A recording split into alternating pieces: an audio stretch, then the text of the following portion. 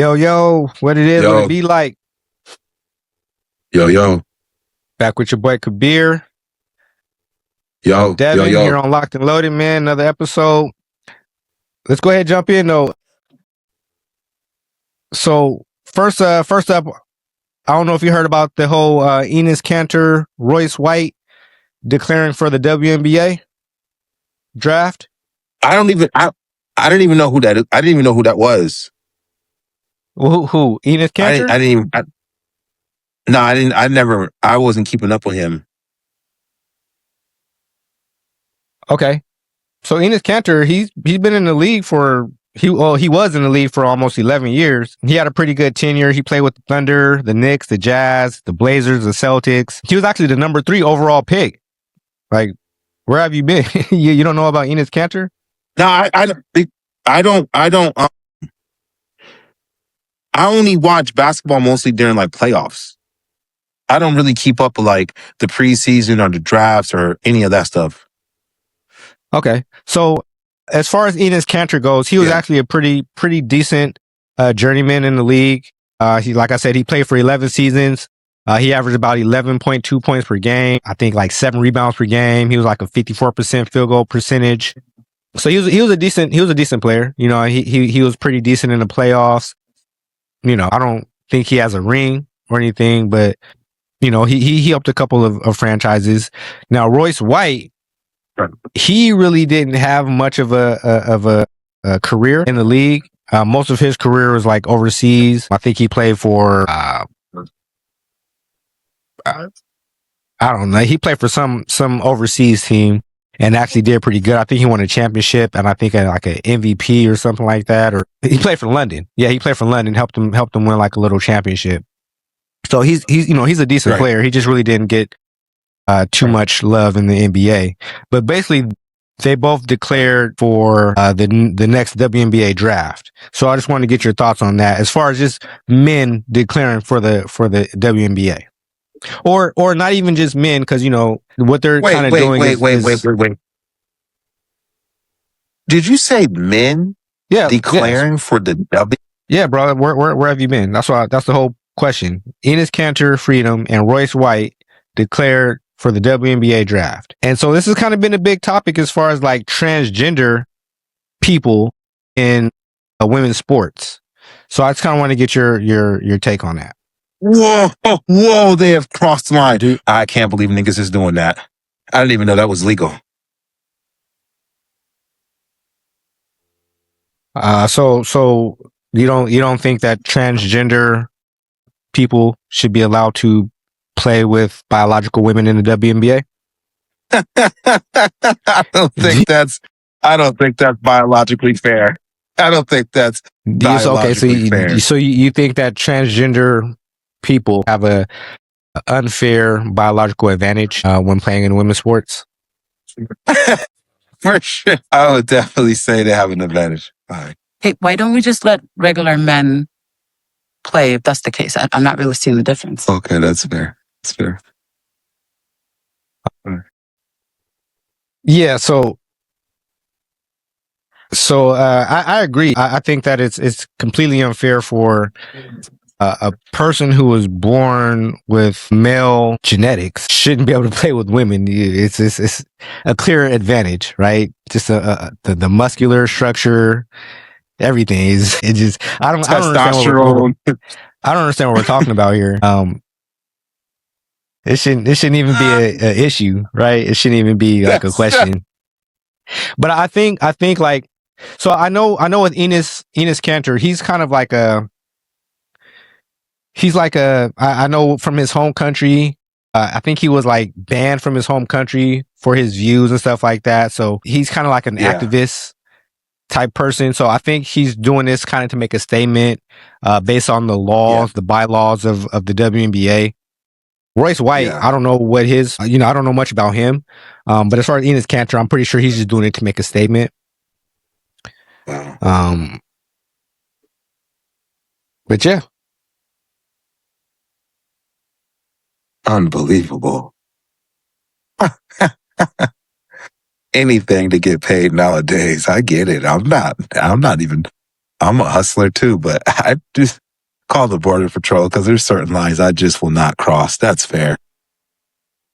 Now, to be fair, I have seen women overpower men before. There's this girl I've seen on YouTube. She does like Sure. jujitsu or something like that, and she be whooping ass. Sure. Like, she fights boys all the time, and she be whooping ass. So I would there are cases I would think say a Muay Thai where woman. women can genetically overpower a man, but I think on average, the advantage goes to males.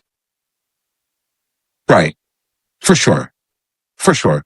If there's a skilled Muay Thai woman and a skilled Muay Thai man, I'm going to take the Muay Thai man. Now, if there's a skilled Muay Thai woman, even if the Muay Thai woman outweighs the man, I would still give it to the man. Right? Like even I'm if still going with the Muay Thai woman, for sure. Even if the woman has a physical stature that is, more dominant than the man, I would still give it to the man. Yeah. For sure, yeah.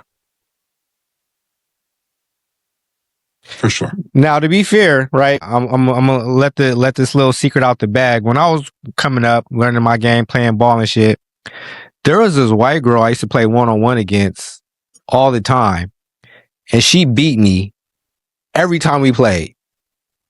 I swear to God, like we must have played about 5 different times. She beat me every single time.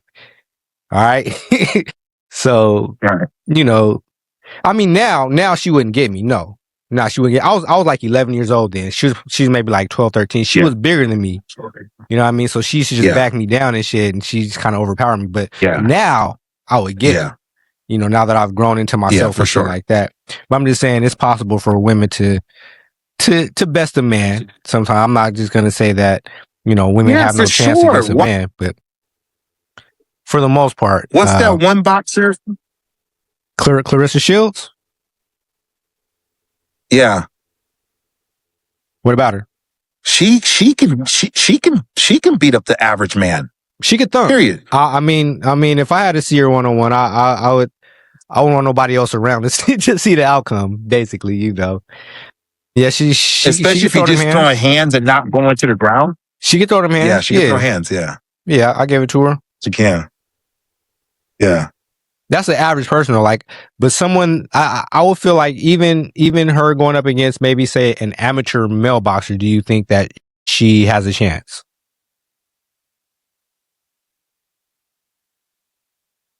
Like say an amateur male boxer that has maybe like 10 fights under his belt. Do you think that he would stand a chance against her, or she would stand a chance against him? If Clarissa Shields went up against like a amateur boxer with like 10 fights under his belt, do you think that she would just like dominate him, or would he have a chance, or how do you think that would go? I think she's probably going to win. You think she's going to win? Even if he got off a couple good shots, yeah, I think she's going to probably win. Yeah, just off maybe experience alone.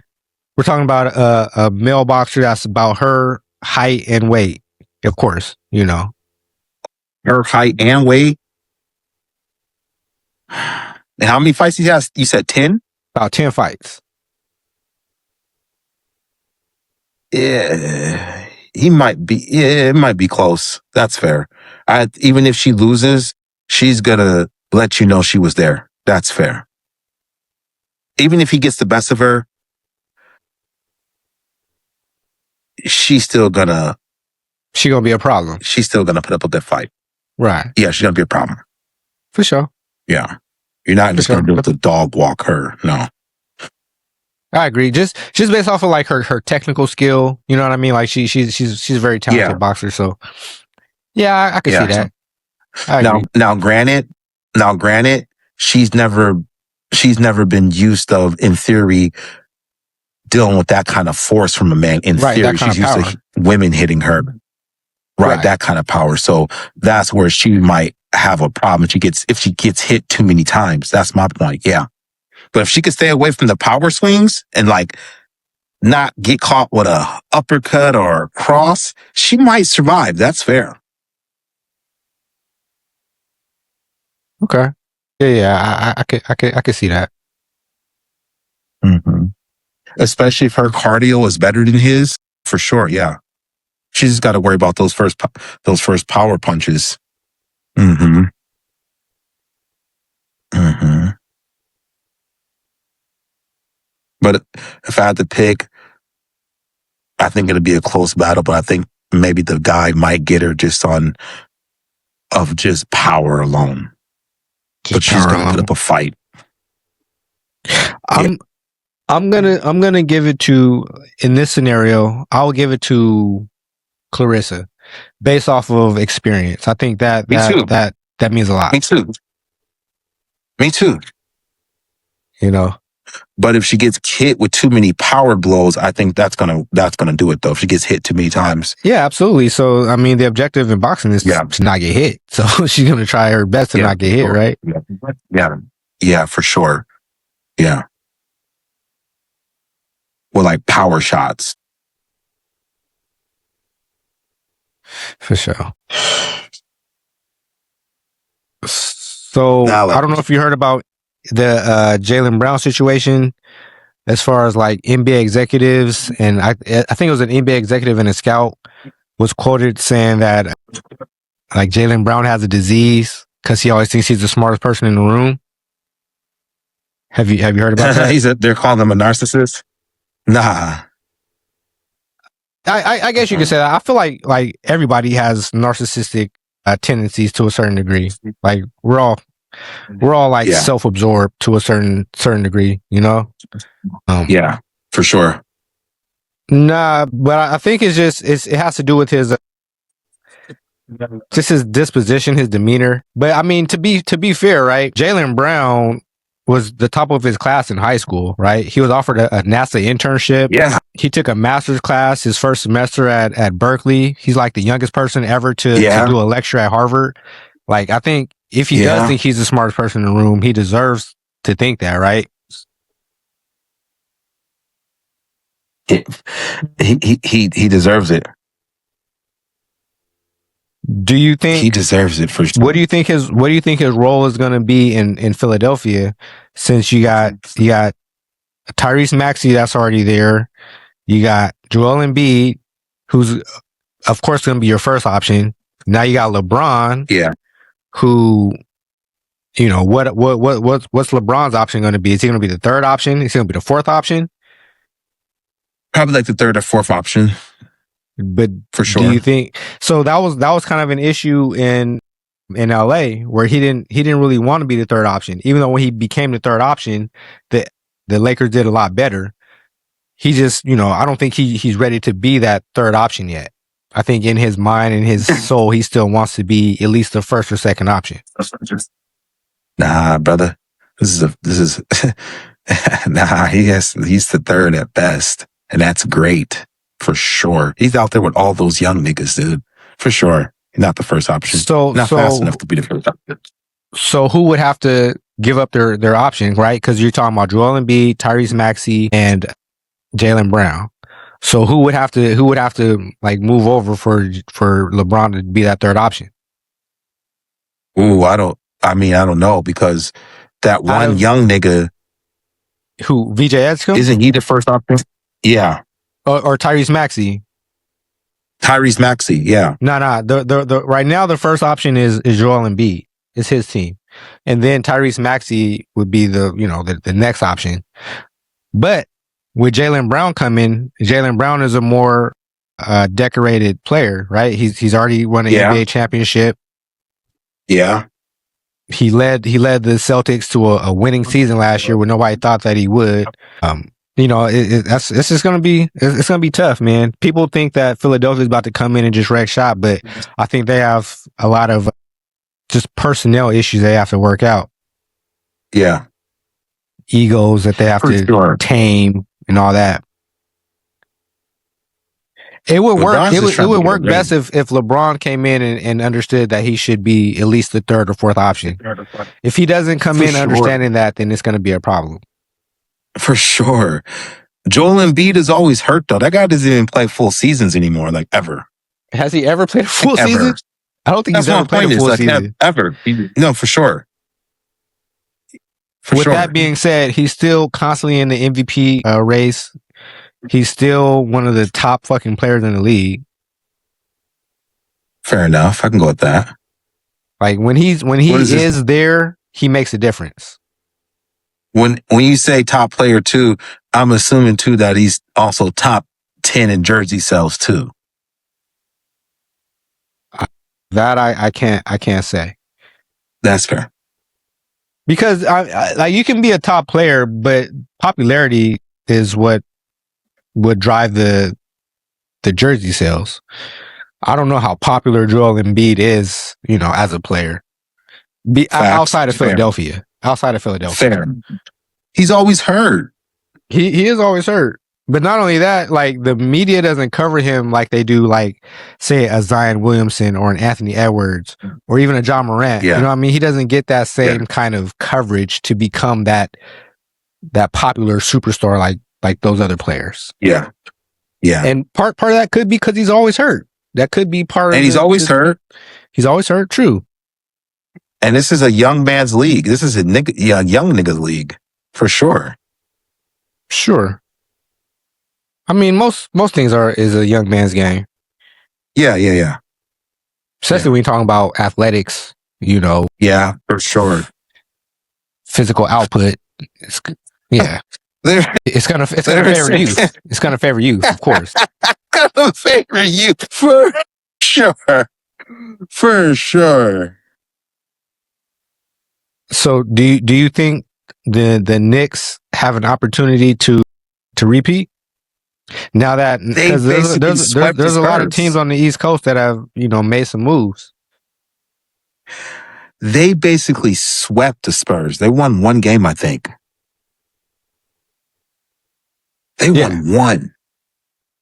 Yes. Holy shit. And what a lot of people don't point the finger at is the coach, Mike Brown. I was just about to say the coaching people don't give Mike Brown the credit he deserves. When he was in Cleveland, he's a black. They're not going to give him credit for sure. Yeah, like even in I think he was an assistant coach in Golden State.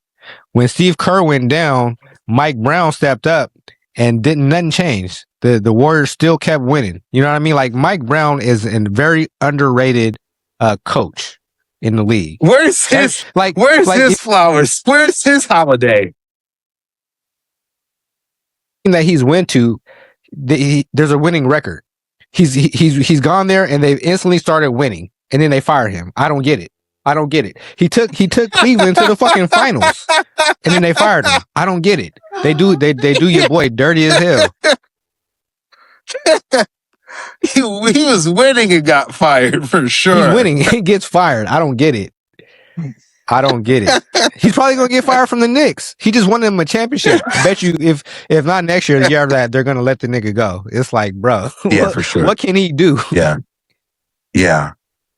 He doesn't get the props he deserves for sure. No recognition. None. No, nothing. He gets no like ESPN. he gets respect from like coaches. Honestly, like coaches be showing him love, but as far as media and shit, they don't show him no love, bro.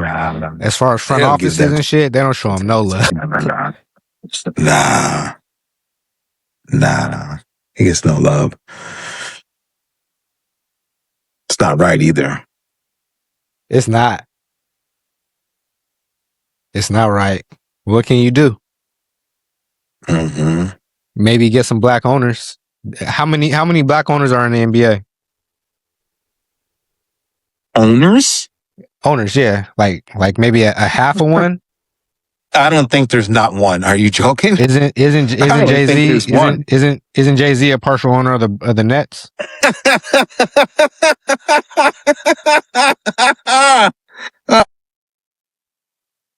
He's not? No.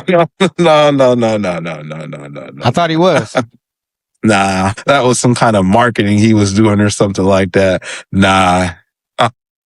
You have to get voted in. And it's not even about your money by this point. They don't give a fuck about your nigger money. No, you have to get voted in. They all have to let you in. That's fair. That's messed up. It's like, what do you call like nepotism almost in a sense? Gate guarding For sure. Gatekeeping. There you go. Yeah. Yeah. There's no black baseball owners. Right? There's none in I can see there being a black owner in basketball before there's one in football or baseball. That's fair. I can go with that too. I'll go with that for sure. For sure. There's not even a black record label, basically, because Cash Money is sponsored by Universal. So Universal's the parent company. So that's fair. Yeah. No, I agree. There's no truly owned black label. That's messed up. Like purely owned black label. where they don't rely on any other company for distribution. Yeah, for sure. None of that. Yeah, there's no purely owned black label. No. And but to be fair, right? There were executives that tried to, kind of set themselves up to be more self-sufficient, but they got raided by the FBI. Yeah, that's fair. Right? It was I think it was Suge, Irv Gotti, Jay Prince, and like somebody else. They was trying to get together to do their own distribution and all that, and they all got fucking put in a RICO charge. Yeah. Yeah. So it's like they don't want us to have nothing. No. However, that's not an excuse.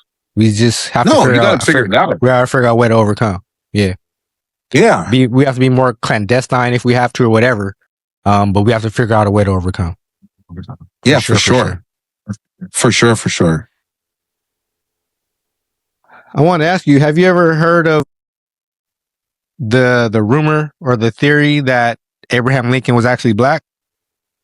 I heard that before. Or should I say a Native American?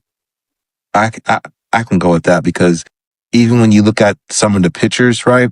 Look at his hair, look at his beard. This looks that's one of the main points of contention is his hair. Mm-hmm. But there's also this other picture. There's this picture of this obvious black person that they're saying is Abraham Lincoln. He has Abraham Lincoln type features. They're saying that's the real Abraham Lincoln. But I don't know. This question though, it came up during Abraham Lincoln's time. Like his opponents, they accuse him of being black, right? There's this guy named Charles Chauncey Burr, and he was quoted as saying that the president should be forgiven for having natural sympathy for his own race. As far as, him trying to free the slaves, they were saying that he's doing that because he has sympathy for his own race, saying that he was black. And it's crazy too. Like they said Beethoven was too. Huh? They said Beethoven was black too. I've actually heard that. I've heard that too. That Beethoven was actually black. Oh. Or light skin or whatever. Yeah. Which is crazy. It's crazy too the fact that they put Abraham Lincoln on the penny, right? The only brown colored coin, and then they have him facing the opposite direction. Right. It's kind of weird. Right. There's no such thing as like a Caucasian nation even. It doesn't exist. So that's why I believe, Beethoven was black. And sure, I could see Abraham Lincoln even being mixed for sure. As far as an original nation, I understand what you're saying as far as that goes. But as far as a clan or a tribe, I think that's not true. Yeah. Because I know the Aryans, there's the Aryans in India were like a clan of whites. That's where the term Aryan came from. As far as we know. Yeah, and that's fair, but I mean, like, they weren't natural to that land. That's what I'm seeing. That's what I'm yelling. That's my point. They weren't natural there. That's my point. They didn't start off. I can agree with that. Yeah, for sure. So then sure. The question stands. Then what land do they originate from?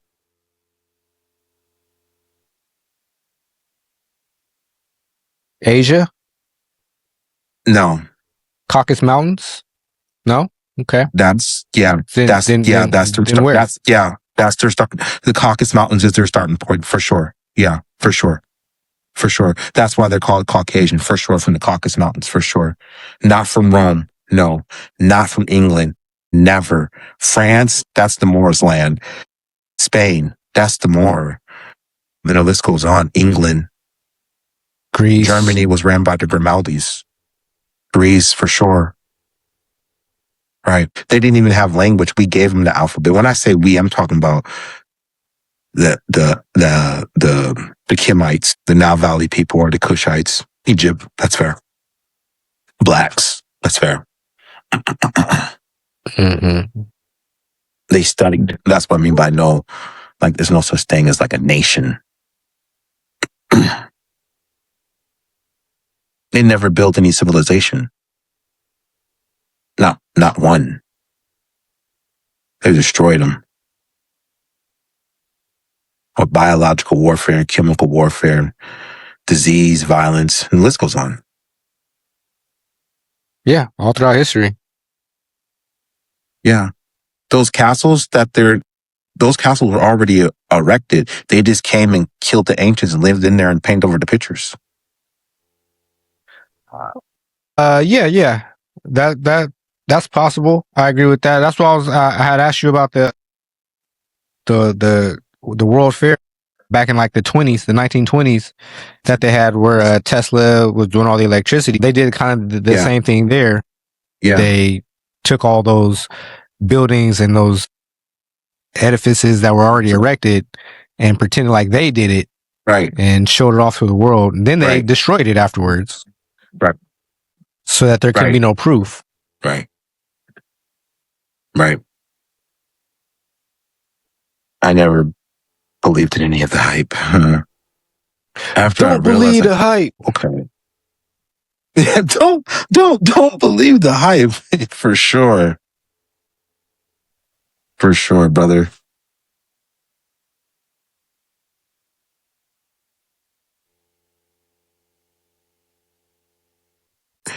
I asked this one person in the Super Saver. I'm asking this to the audience too. Before slavery, tell me one song. One, not two. I want to know what it was. Wait. You said before slavery, tell you one song? Yeah. Like popular music or pop culture, right? Came out of like blues and slavery. And I asked somebody, hey, when I was at Super Saver, hey, all genre musics came out of slavery, rock, jazz, blues. Pre-slavery, tell me one song. Before slavery, tell me a song. Well, that's not, there was music before. Just because it wasn't categorized or, it wasn't put in genres and shit like that. It was kind of more like wild, you know what I mean? It wasn't organized because people weren't there. It wasn't monetized, right? The reason why the music is the way it is now, that's fair. The reason why we can say what music is and we have song titles and shit like that is because it's monetized now.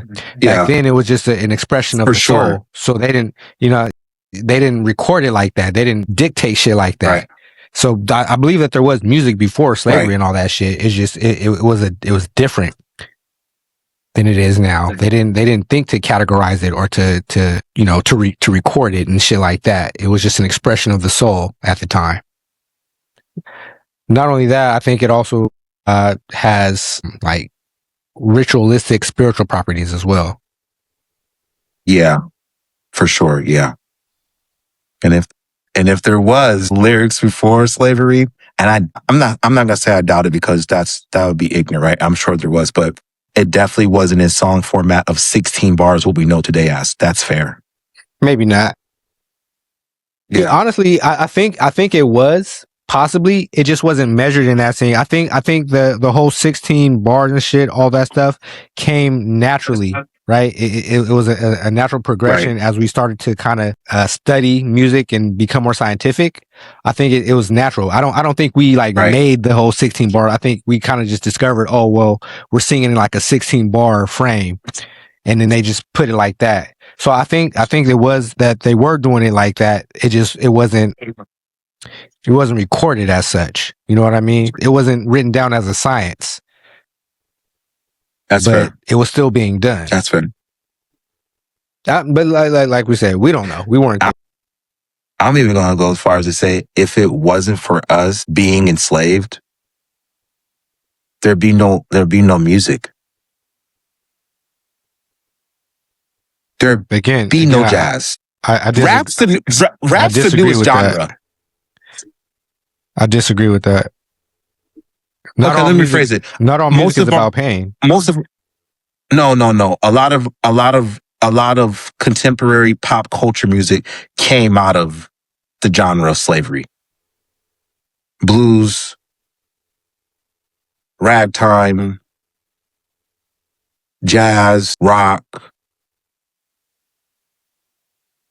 I would say blues, yes. Did rap. I would say hip hop to a certain degree, yes. But when you say like rock and roll, yeah. When you say like jazz, I feel like jazz is an evolution of classical music and stuff like that. I don't think that was true from oppression and slavery and pain and stuff like that. That's what I'm saying. Like, I don't think all music is a result of pain. Some music reflects happiness. Some music reflects. Fair enough. Yeah. So, but even the blues in New Orleans, that started in New Orleans. That's like down south, like no, jazz. I said, I think it started in New Orleans, if I'm not mistaken. Yeah, I think it started in New Orleans, if I'm not mistaken. Sure. Specifically. I'm not too sure about that, but yeah, down south somewhere, for sure. Yeah. Oh, y'all know what the South is. What did she call it? Strange fruit? Who, Billie Holiday? What was that, Billie Holiday? I think so, yeah. Strange fruit, right? And that was like, what, in the 30s? In the 30s, I think? I don't think it was that far back. 40s?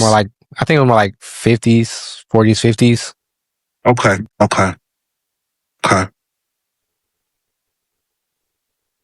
And think about it. We invented the microphones that we're speaking on too during this time of oppression too. So you had to be a genius to create things and not even. It was illegal for you to know how to read, let alone put together a microphone, let alone measure music in 16 bars. Are you serious? It's not only like I don't. So we say like you say like that you had to be a genius, but if you think about it back then, right? Especially like early human civilization, there were less distractions, right? Think about all the distractions we have now with the social media and television, movies, and all the BS. Back then, there were less distractions. So all you had to do was think about how you can improve life and, just think about stuff instead of just letting your brain fucking fart off on a social media scrolling all day. You know what I mean? So like, it was easier to me then to come up with ideas and invent things because for one, there was less things that had been invented. So it was easier to kind of create new things. But two, like I said, there was less distractions. All you had to do was think about life and how you can improve life. Right. Music is one of the most powerful things. It like automatically controls the human mind to a certain degree. You're automatically put under a spell. If the person has the right delivery with the right beat, it's like a whole science to it. Yeah, bro. I said music is like magic, man. Like it's like magic. Yeah, it can change your mood. It can make you start thinking differently about yourself. Like music music is amazing. For sure. That's why they said that for sure. Was it the devil uses music or something like that? Yeah. Yeah, for sure. So let's get to this this last little topic that I'm pretty sure is going to be a little heated. Talk to me about the game. I want to see you with this one. What the fuck? That's what I was saying. Like, yeah, I want that. I want to see you. I want to see your face. I want to see your facial expressions on this one, dude. Like, same. I want to see you with a straight face say this shit with a straight fucking face. Seriously, with a straight face. Yes, no with a straight face. I'm surprised that you're saying what you're saying. I can't believe that you're saying what. Well, I understand. Like, that's how Drake fans are. Like, they. No. I'm not necessarily a Drake fan. I'm a fan of rap. I am too. I'm a fan of rap. I'm a fan of rap too. That's why I said, like, I don't care where you get it from. There's a difference between rap fans and Drake fans. It's not the same. Not created equal. No, it's the same, brother. It's definitely not the same. Definitely not the same. For sure.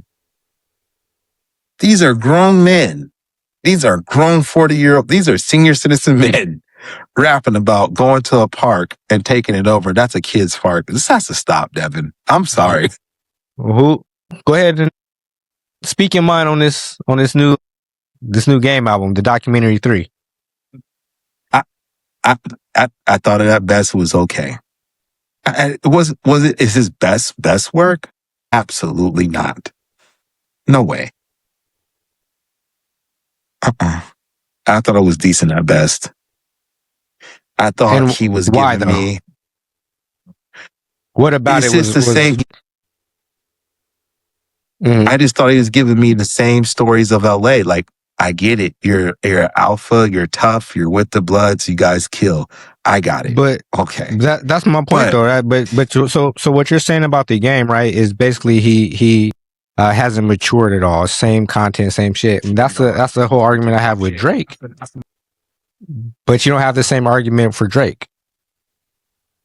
Like, what about Drake's music has evolved? What has matured in his music? Drake's not talking about killing his own kind every song, every verse, every other line. So then you didn't listen to the album because Game wasn't talking about killing his own kind in every song. Well, not every song, but the highlight of that was basically gangbanging. But still, Kabir, your whole point was the fact that he has not matured. He's still talking about the same shit. And I was saying Drake does the same thing. So why is it okay for Drake but not okay for the Game? Is it purely because of the content for you? Because the Game be talking about gangbang stuff and Drake doesn't? It's just, I like the Game. One Blood. I got the first documentary. I can recite all the raps if you turn it on, right? It's just, he just, first off, not a hit on the album. First off, let's start there. And then second off, he's not really saying anything besides gangbanging, how tough he is. And I don't buy the stories he's selling me. That's my point. I don't believe he's hanging out with Bloods anymore. I believe at one time he probably did, sure. I believe that. But as of right now today, I think his kids go to private school. Sure. I don't think his kids go nowhere near Cedar. I don't think his kids go nowhere near Cedar Block.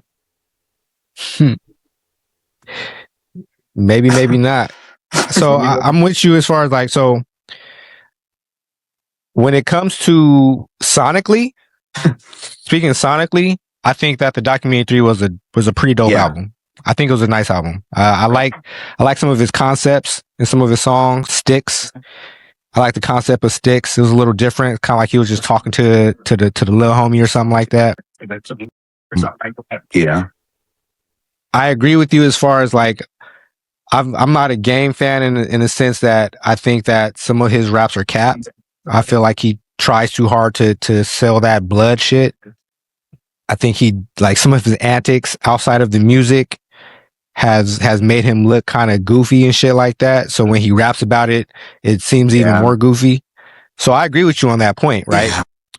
But when we're talking about just sonically and his ability to rap, I think he's one of the top tier rappers in the game. I think sonically this album was pretty dope. I like the sounds. I like the music. The features were cool. You know what I mean? What I noticed though, I don't know if you heard, but it's weird. Like this whole game Kendrick thing, right? As far as like, I think people are trying to push a narrative like there's a beef between Kendrick and the game, and then the game is constantly saying that there's no issue, right? Even on this album, he said it multiple times that him and K Dot were cool, right?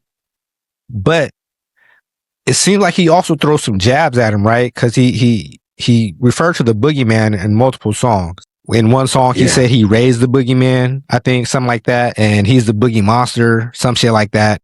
Then he has a song called L.A. Monster, where he what he said in L.A. Monster. He said something about I'm about to push the Rolls Royce because the GNX scares the hoes away. You know what I mean? Like that to me, that was kind of like a jab at Kendrick. But then on the next song, he gonna be like, oh well, you know, me and Kendrick is cool, ain't no beef.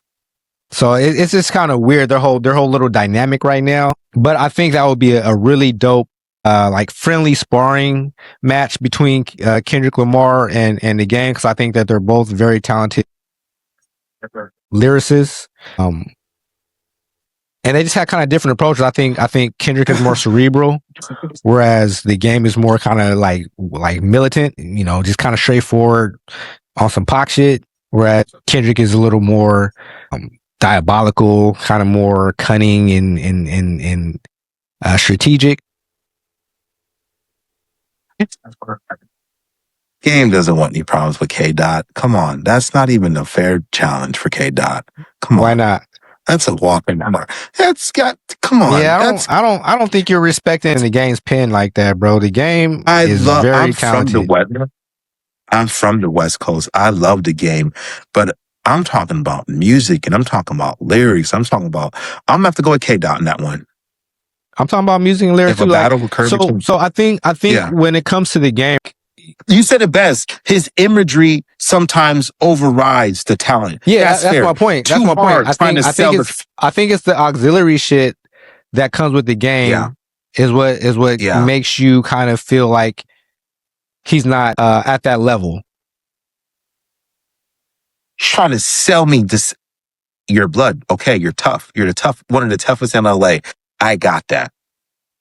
No. I totally agree with that. The nigga had a butterfly tattoo and then tried to cover it up with the LA shit. Yeah, he done some corny shit or whatever. You know what I mean? But when we're talking about just pure music, the game is dope. The game is very dope. Yeah, he is. I like him too. That's what I'm saying. Like I love the game for sure. I do. And that's what I be saying with Drake. You know what I mean? Like I'm not a Drake fan like that based off of who he is, but I have to acknowledge that his music is dope. He makes good music. He does. You know what I'm saying? And that I try not to be biased in that form. I try to compartmentalize my hate for niggas and give them respect where respect is due. You know what I mean? Right. But anyway, I think this album was one of his better albums as far as like, I think this is the best album he's had last 2 or 3 albums. Me personally, sonically, I enjoyed it. I think he had some slumps. You said he didn't have no hits. I thought some could be hits. I don't know if they're going to be pushed like that.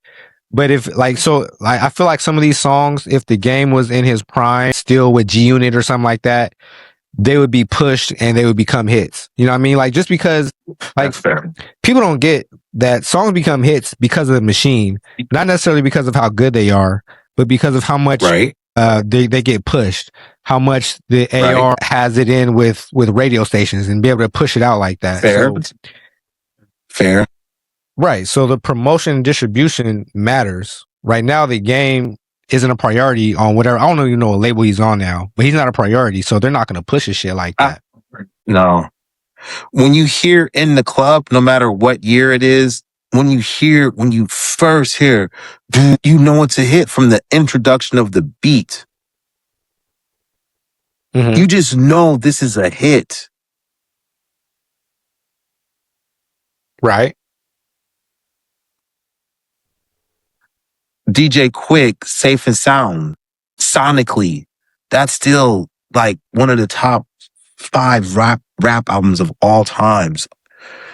Some believe in love, some believe in friends, but niggas like me. That's in your opinion. What?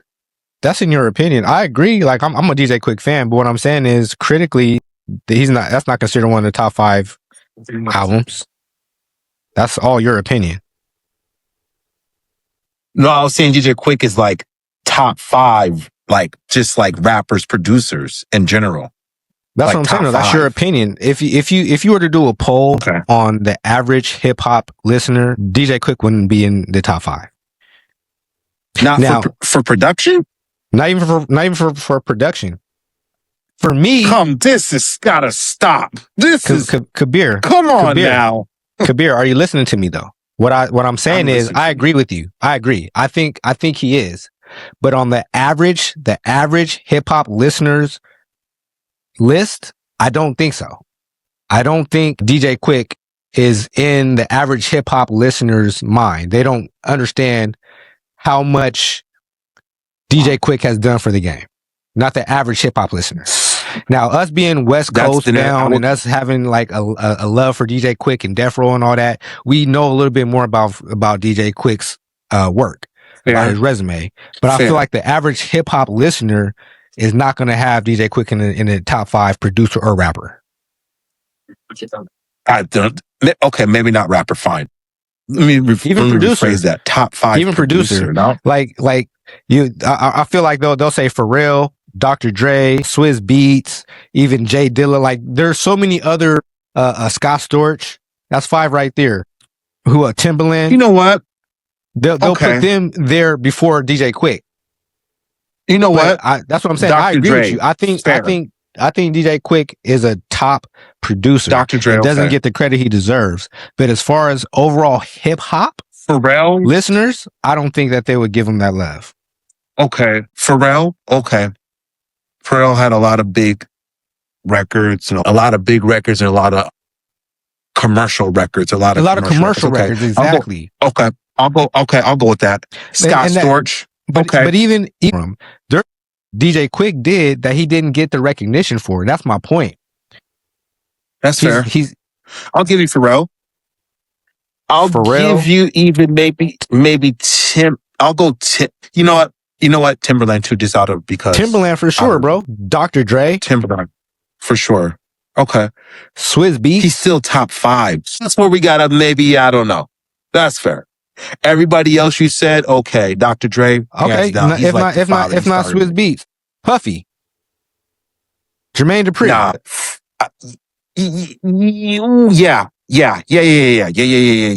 Yeah. Why? Because Jermaine Dupri, I think, just did a little bit more. Not better sonically per se, but I just think he did a little bit more with Mariah Carey, did a little more commercial. Which is a fucking multi-millionaire. Like DJ Quick didn't get paid his own real money. That's fair. That's true. No, he didn't. That's what I'm saying. DJ Quick is an underrated producer who didn't get the Death Row robbed him for a good 20 to 10 million. That's not fair. just Death Row, the industry robbed him. Top of my head. Yeah, for sure. But DJ Quick didn't get the accolades. He didn't get the royalties, all the shit that he deserves. So he didn't get the money. Not like he's supposed to. Not to say that he's broke or nothing like that, but he deserves. If Daz had to fight and go to court for his money, there's no way DJ Quick got all his for damn sure. No way. I like Daz as a producer, not as a rapper. I was going to say, speaking of Daz don't get the credit he deserves as a producer either. And see, the difference, with Daz, like Daz is like a pure fucking like rap producer. With DJ Quick, he can make R&B hits and stuff too. That's what people don't understand. He's a very diverse producer. He's one of the most diverse producers I've seen. Kanye West is maybe a better producer. I forgot about Kanye. Yeah, put Kanye in there. He definitely will be on people's list over DJ Quick. Yeah, because Kanye's more like he kept his name more known on purpose. He exactly. Did antics. That's my did point. Whatever it took. That's my point. Stay so relevant. like, that's fair. No matter what you feel about DJ Quick, and I agree with you, I don't feel like the majority of rap listeners understand what DJ Quick has done for the industry. For sure. But I've been saying this since the 90s that I think DJ Quick was one of the dopest producers. Hands down, easily, period. Okay, maybe not top 5, but for sure top 10, for sure, guaranteed. And I really want to still put him at top 5. And like I said, for me personally, he's top 5. He's top 3 for me, honestly. DJ Quick is like one of my favorite producers. Yeah, but I'm just being real. Yeah, like I don't think the average listener knows. No. DJ Quick has done what he's done. No, that's for sure. I would argue that unless you grew up in maybe the 90s, you wouldn't even know who he is like that, period. I'll give you that too. Yeah. Cause he really wasn't making much noise after like the late 2000s. Yeah. Unless you're like a West Coast born dude, or like you said, born like 90s, 80s, 90s. Yeah. Because Quick is like one of the forefathers of rap, early rap. Like one of the pioneers. He was like at least like West Coast gangster rap. 80s. He's definitely one of the forefathers of that. Yeah. Lyrics very, very basic, but sonically. Like I think he was literally the first blood rapper. Like I don't think there was ever a blood rapper before him. For sure. With the red tapes and all that shit. Yeah, he was the first nigga banging blood on wax. Some kind of marketing back then, even, for sure. You said some kind of marketing? Yeah, marketing the bloods. Yeah, possibly with DJ Quick though. Like he never really pushed that agenda, even though he kind of like alluded to it, like I said with the red tapes and shit like that. He never was really super banged out on wax. That's my point. Game is more banged out in 2 songs than DJ Quick was his whole entire career. Period. Yeah. I absolutely agree. And that's where it'd be hard for him to rebrand himself because his brand is the whole gang bang super thug shit. Yeah. Like it's hard to rebrand that. Yeah. I would say like that's messed up. Snoop effectively kind of rebranded his whole gang style, like his whole Crip gangster. Like, you know what I mean? He still like reps or whatever, but say what? He tiptoed backwards slowly away from murder was the case. Suge Knight, Death Row, tiptoed away from them, kind of got closer to Martha Stewart, period. And that was the start of him rebranding himself right there. That was it, yeah. For sure. Definitely. That was the start of him becoming a household name. For sure. Now your grandma knows who Snoop Dogg is. 1,000%, period. And that's what made him basically still relevant today. Right. And the most well-known rapper ever, basically, off that alone, period. Like you're with Martha Stewart, period. This is syndicated TV, by the way, period. He was so grateful for that look. It wasn't even about getting paid for him at that point. No, he was happy just to be there. His stock increased off that alone, period. For sure. Absolutely. Now he can commentate basketball games and do all this other shit he's doing now. For sure.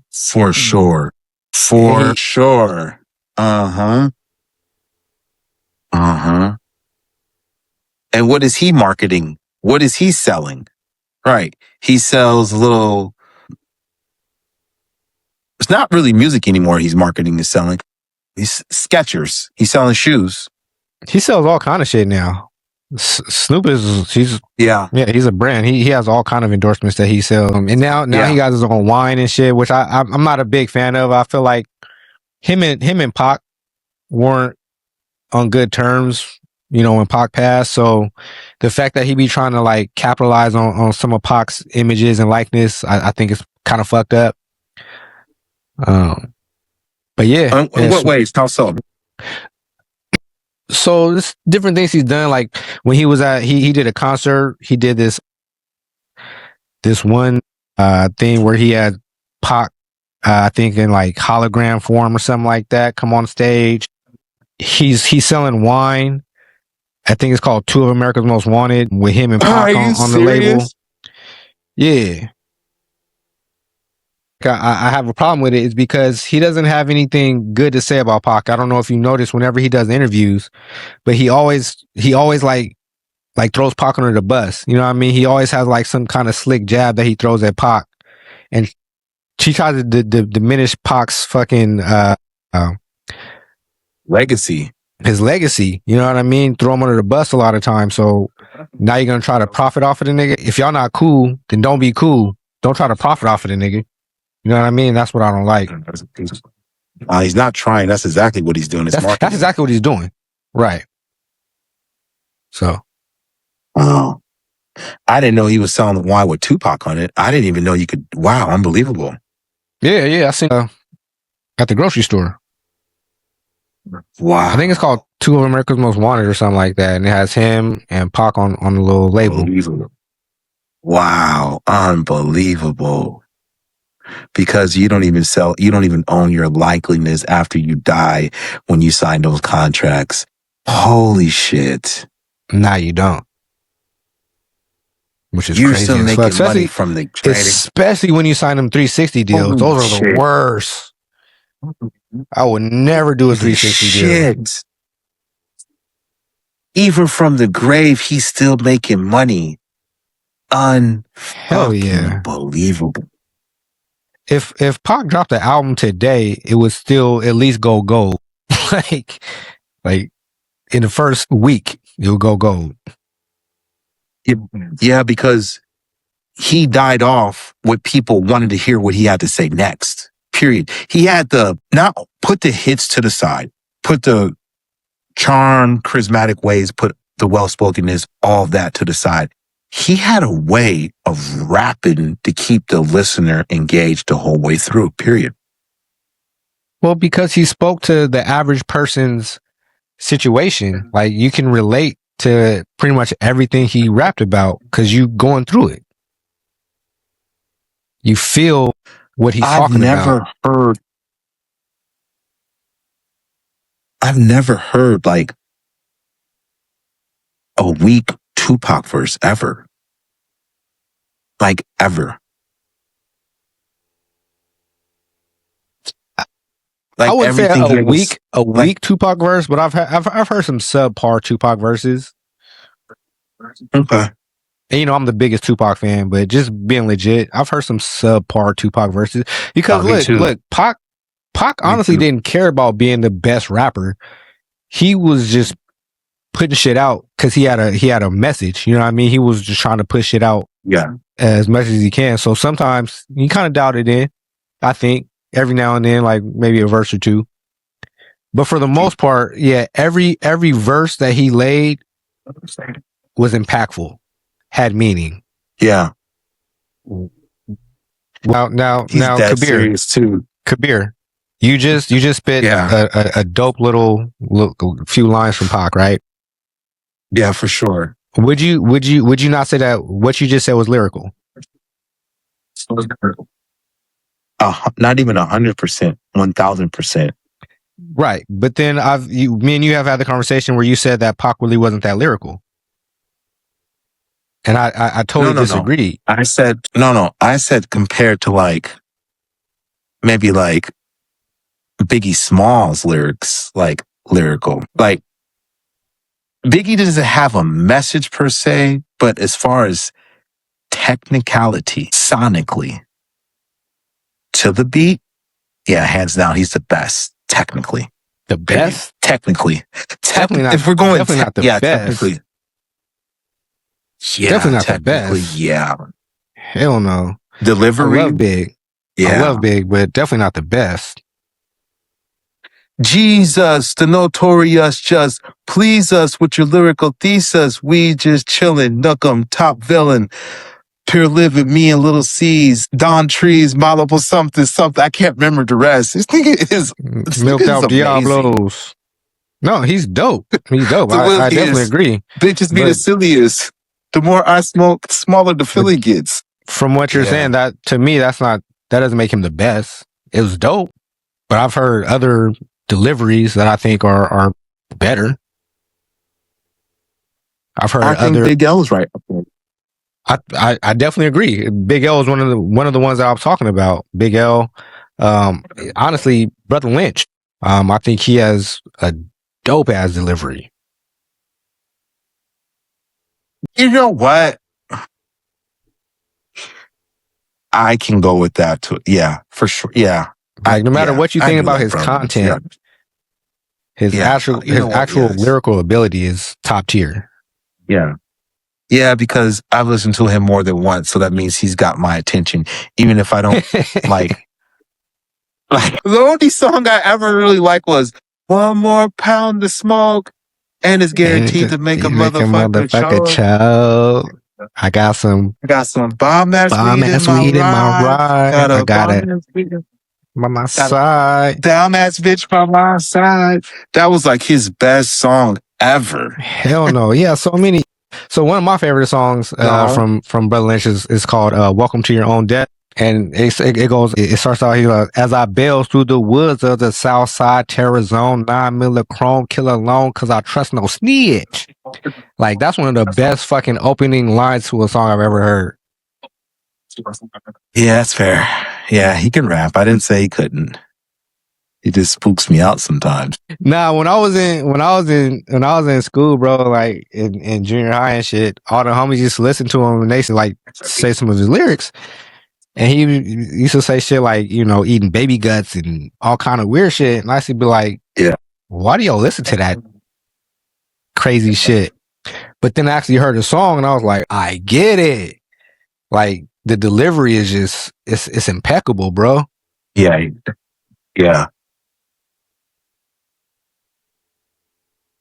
He's from Garden Block. Yeah, he's from Garden Block, 24th Street. But people don't know he did some writing for Master P and No Limit. I did not know that. Yeah, Brother Lynch be penning for other people too. Yeah, I didn't know that. That's when you know you really have a dope pen is when you can pen for other people and it's like you can make the music sound like it's for them. You know what I mean? Like when Jay-Z did that song for Dr. Dre and Snoop. Like if no one told us that, we would have never known that because we thought it was a West Coast. Like it sounded like some West Coast shit. For sure. So for sure. Jay-Z is definitely hella talented with the pen.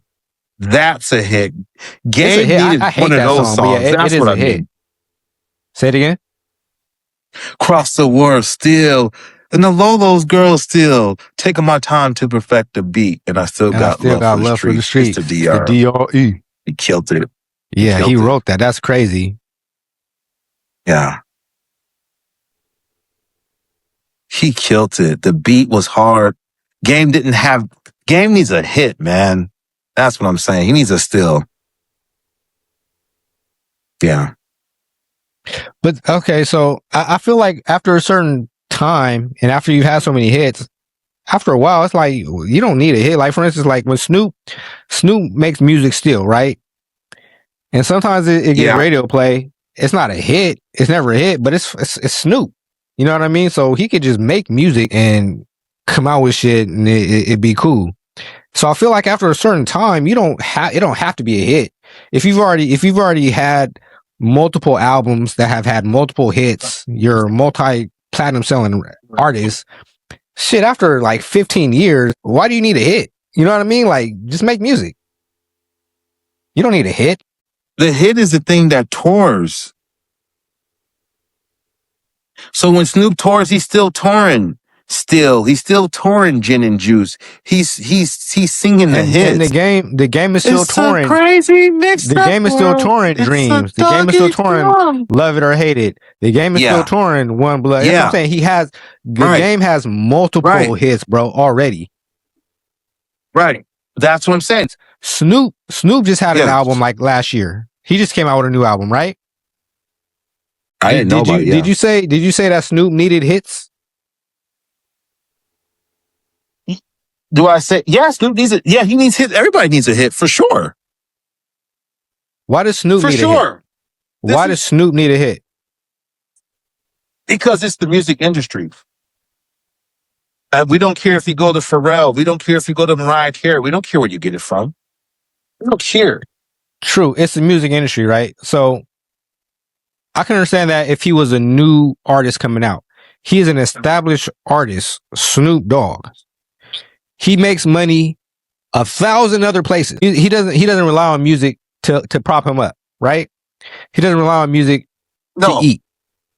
So why does he need a hit? No. Because it's still his image is still the music industry. That's what I'm saying. And no matter what he does, it'll never change because he's already solidified himself as Snoop Dogg from Death Row, Crip from Long Beach rapper. He's solidified. No matter what else he does, like if he never made another song, that's gonna be Snoop. Always Snoop. So if he does make music and it's not a hit, why does it matter? Because he's already solidified himself as Snoop. He can make an album, it not being a hit, and he can still tour just off of his name alone. He don't need a hit. Yeah, that's fair. But I guess that's fair in a sense. I mean, he doesn't need one, but he still needs one, even if you hop on somebody else's song. That song has to be a hit. Why do you need a hit? Because in theory, if you're losing money if you don't make hits. That's my point. You can't recoup if you don't make hits. There. That's my point, I guess. You can't recoup, I guess. I'm looking at it from the business aspect, I guess. So that's why. Does Snoop need a hit? No, because he's not selling music per se. No. No, because he's already created a brand. He's selling his brand. So Snoop can make a song and it'll do good just because it's Snoop. Yeah, that's even if it's not a hit. Snoop, yeah. No, it can still do well. You know what I'm saying? Because it's Snoop. He doesn't need a hit. A hit is for like somebody that's trying to get on. A hit is for somebody that doesn't have a brand yet, doesn't have a name. Snoop don't need a hit. All he needs is Snoop. If Snoop had an album and all he said on the song was, "I'm Snoop, Big Snoop Dogg, I'm Snoop, Big Snoop Dogg," that shit would still sell. Because it's Snoop. I'm not saying that his brand is not, he's bigger than Mickey Mouse, right? But in the music industry, he needs a hit. If he starts rapping, that's what I'm saying. If he raps, he can't just rap just to be rapping. He has to try to make a hit. Now, he could do it for fun, obviously. I mean, that's fair, but that's like saying that LeBron has to get a championship. You see what I'm saying? Like LeBron, does LeBron? He doesn't this next have season to, coming but up, it like he doesn't have to. He's still going to be LeBron James. He's still going to be in the conversation, in the GOAT conversation. He doesn't need a championship, huh? Hands down. Hands down. So he doesn't need a championship for that. It's the same thing with Snoop. Snoop is still in the fucking GOAT conversation for rappers. Like you said, Snoop is like one of the most well-known rappers ever. Bigger than Mickey Mouse. Dad said that. I'm quoting Dad's. He doesn't need a hit, but when you're rapping, you're rapping to make a hit, basically, in theory. This is the music business. But that's what I'm saying. I feel like Snoop at this point, why? He's already shown over and over that he can't do that. At this point, it's just fun. It's just fun for Snoop. He don't need a hit. He's just doing it because he can, because he's Snoop. I just want to make some music. Yeah, but even making music, that's still tied to business, the recording, the engineering. Not necessarily. That's my point. I don't think so. Like I said, at a certain point, it don't have to be. He like Snoop is able to have. First of all, he owns Death Row, so I don't know if they have studios and shit. But he probably has his own studio, so that doesn't cost money, right? I don't. Wait, well, let's back up a little bit. Put it in reverse. What do you mean owns Death Row? Like, what do you mean owns? That nigga owns Death Row. He bought Death Row like a couple years ago. I heard that. Okay. I want to make sure that was true. I heard that. Okay. But that's my point though. So like, right. So if he has his own studio and shit like that, like that shit doesn't cost money. Not that much money. The most of it costs is pressing CDs, and you don't even have to press CDs no more. No, it's digital. So how much is it really costing? Still gotta mix it. Oh, I don't know. Don't get me a line, but the master mixing, those studios are like $500,000, $1 million studios in general. The recording, those soundproof studios, those are real studios. Those cost real money. Yeah. My point is he already has that though. That's what I'm saying. He doesn't have to pay for it if he already has it, right? Yeah. But when you go in there, the bill is running. As soon as you turn the microphone on, as soon as you start recording, engineering, I guess what I'm saying is he can't just rap for free. That'll be losing money for him, basically. Right. Well, we're not saying he's rapping for free. What we're talking about is a hit, right? So even if it's not a hit, it still can do numbers. He can still like make some sales. Yeah, for sure. So that's my point. Like I think you're thinking as far as like maybe going wood. I'm saying the fact that it's Snoop, right? The fact that it's Snoop alone, it's going to do numbers. It's going to do something because it's Snoop. So it's not going to be like a total just waste. So even if it's not a hit, he can still recoup something. Maybe he's not right now there's rappers that come before him. All the young niggas come before Snoop. Any young rapper right now is coming before Snoop, even if they didn't sell. NBA young boys coming before him. And they need hits. Yes, you're right. They do come before him. Yes. And they need hits. They need those hits. Snoop don't. Yeah. That's my whole point, bro. That's my point, boy. That's fair. There are rappers that come before Snoop. Fair. Yes. And they are the ones that need the hits. They need the hits. That's 1,000. That's not even 100%. That's 1,000%. Snoop don't need them. No, he doesn't. At this point, because that's not how he makes his money. At this point, if Snoop makes a record or songs, it's because he just likes to make music, not because he wants to sell hella music. That's my whole point. No, he doesn't make money off music. No, he doesn't make money off music. No, that's my whole point. I was just saying a hit for something I was just saying a hit because something to tour. Add to the catalog, basically. That's what I mean by hits. But that's what I'm saying. He don't need nothing to add to the catalog. This nigga has like 8 albums. No, he doesn't. He has like 8 albums with at least 3 or 4 hits on each album. He can tour for the rest. I can go with that. He can do a residency in Las Vegas like niggas do, and be straight. I can go with that. Every Snoop Dogg at least 2 songs per album. I can go with that. I think the first Doggy Style had the most hits. Yeah, that's fair. Like this, who would be a good challenge for Snoop in a versus battle?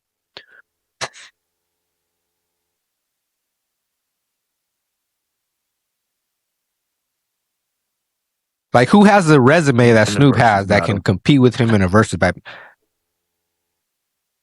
Hove. Jay-Z. Let me see who else maybe. Damn, definitely not the Game. Nah, even though Kendrick's I'll say Jay-Z's an argument, even though Kendrick, I feel like, because Snoop came out before Jay-Z, right? Snoop came out, 92, 93? Jay-Z came out, 95? Yeah, I think so, yeah.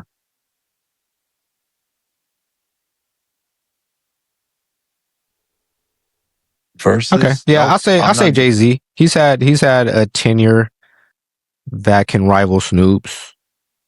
Let me see. Verzuz. Drake can go up there with them. And well, to be honest, Drake can kind of go with anybody. Yeah, for sure. And let's see. No Little Babies, no Thugs. You know what? Besides Drake, you have to think about somebody that's probably came out at that time that has had a career that's at least like 15, 20 years. Future, maybe. I'm gonna say Future too. Maybe. Yeah. I'm not a Future fan, so I don't know a lot about Future's music like that. Besides what's come on the radio, and Jeezy, Young Jeezy. Yeah, yeah. The Snowman. He has a lot of hits. Yeah, but I don't think he's fucking with Snoop though. He had a lot of hits.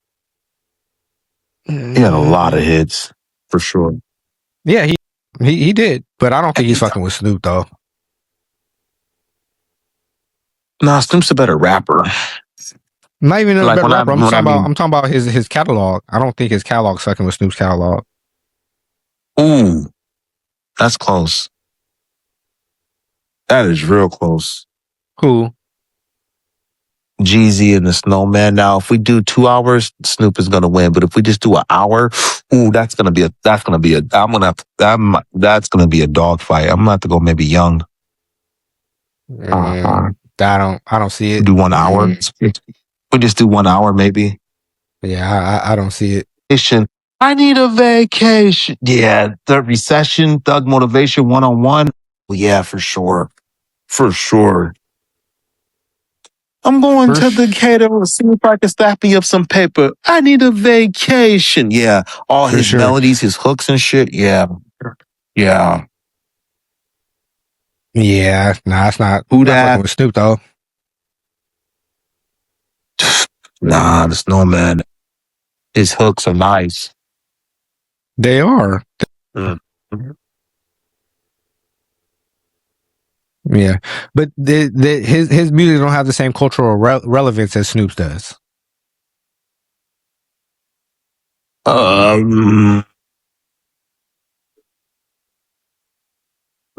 Maybe. That's fair. That's fair. Yeah, because Snoop had he had the whole West Coast behind him. He had the whole West Coast behind him. He was the West Coast for a minute. Yeah. From like 94 to like late 95, 96, he was the West Coast. He had the whole West Coast. That man controlled a whole entire region, period. Yes. I don't even think Kendrick Lamar can go up against Snoop, and Kendrick Lamar is a better rapper by far. But he doesn't have more hits than Snoop. Of course not. No, he's not fucking with Snoop. Like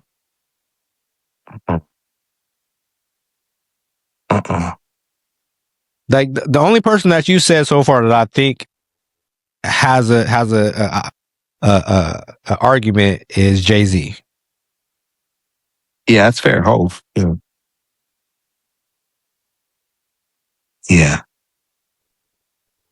Yeah.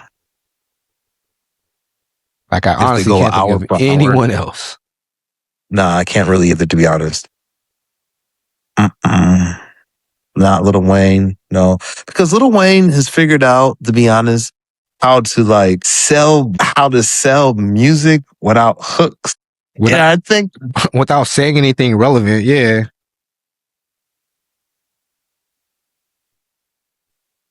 He's a genius for that alone, just to spit bars and that, just to keep doing that. That's genius, to keep coming up with bar after bar after bar, for sure. Yeah, no. Lil Wayne is definitely bar heavy. He definitely he got them quotables. He definitely got them quotables. Yeah. Yeah. Yeah. No, his songs are not really as big as Snoop's even. He's a better rapper. He's got better verses even. Listen, but Snoop songs, is no. Snoop is a very basic rapper. So when we're talking about just actual rappers, there are 1,000 rappers better than Snoop. But songs, albums, cultural impact. Not songs. Yeah, not gonna be too many people that's fucking with Snoop. No, you guys might rap better than him. Fair enough, but song, no, big difference. Song format, and not taking nothing from Snoop. When Snoop is in his bag, he can get in his bag and really spit. Yeah, for sure. When he's in his bag, for sure. But just sonically, he makes really good music. Yeah. Not the best, not the best rapper. Fuck no. But songs in song format, rolling down the street, smoking Indo, sipping on gin and juice, lay back. Now that's a classic. Fuck yes, it was. Fuck yeah. I said, fuck yeah, that was a classic. Hell yeah. But that's just one. He has hella classics. What's my motherfucking name? That was a hit. Yeah. It's a doggy dog world. This is all from the same album. I just named three from the same album, bro. From the same album. Yeah. That's what I said. That's Doggy Style had the most hits ever. Yeah, Doggy Style's probably his best album. Mixed up world. It's a doggy dog. That's a hit.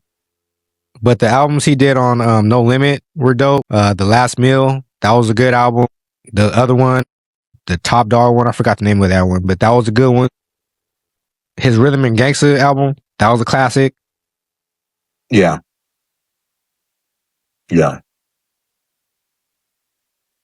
I mean, I like Dogfather. I don't think there's really that many hits off of Dogfather, but I'm a Dogfather fan. The Murder Was the Case soundtrack. There's hits off of that. For sure. The Murder Was the Case that song was a hit. Murder Was the Case was a hit. Lottie Dottie. Yeah, Lottie Dottie was a hit. Yeah. For sure. And still, all from the same album. For sure. That's why I said maybe Jay-Z. And you can't go 2 hours. You got to go one. Anything past that, Snoop's going to get him, period. Snoop's going to get it. It's just he's been in the game for too long. Yeah. Fucking Drop It Like It's Hot. Just like Candy. Like, I can keep going. Yeah. The songs he did with 50 Cent. PIMP. All his features. Because when you do verses, you have all you can do your features and shit too. So the Tupac features. Yeah. Those are classics. You know what I mean? Two of America's Most Wanted. Yeah. Gangsta Party. Yeah. Like, there's not too many people that's gonna fuck with Snoop on the verses, bro. That's why I said 1 hour. You can't, if you go 2 hours or even 90 minutes, no, Snoop's gonna win. No, 1 hour. That's why I said maybe Hove. Maybe. That I'm like, I think of New York with Alicia Keys, Hard Knock Live. So we got that song he did with Ja Rule in there and Emil. Can I get a what to my bitches? That song with Pharrell. Yeah. What's that one song? I was just fronting. You know I want you. That song. Of course, Hard Knock Live. That one song. A million. Girls. Mm-hmm. 99 Problems, but a bitch ain't one. For sure. Super Ugly. Jiggadoe, Jay-Z. I love girls. That's what I said. Girls. Yeah. Yep. That was on topic. What's that? The Evils was a good one. Yeah. What's that one song where he was talking about his relationship with Dame Dash? That's a dope one too.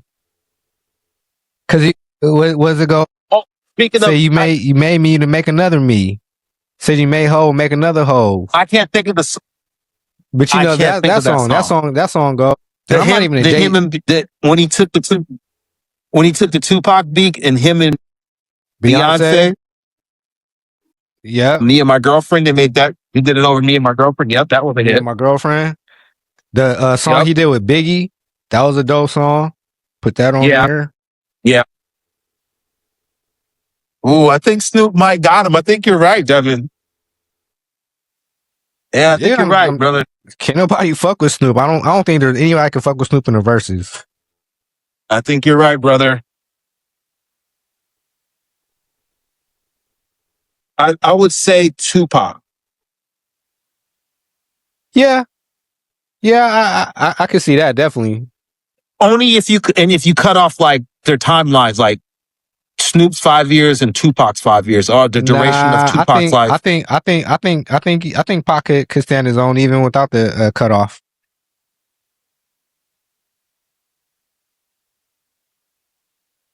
Yeah, that's fair. Yeah. I don't know. But anyway, bro, let's go ahead and let's wrap it up, man. I gotta head out and shit. But for sure, brother. Like always, bro. But yeah, bro. Tune in next time, yo. Thanks for watching Locked and Loaded. Yeah, brother. Shit. Come back next week. We're gonna have another great show for you. For sure, brother. All right, bro.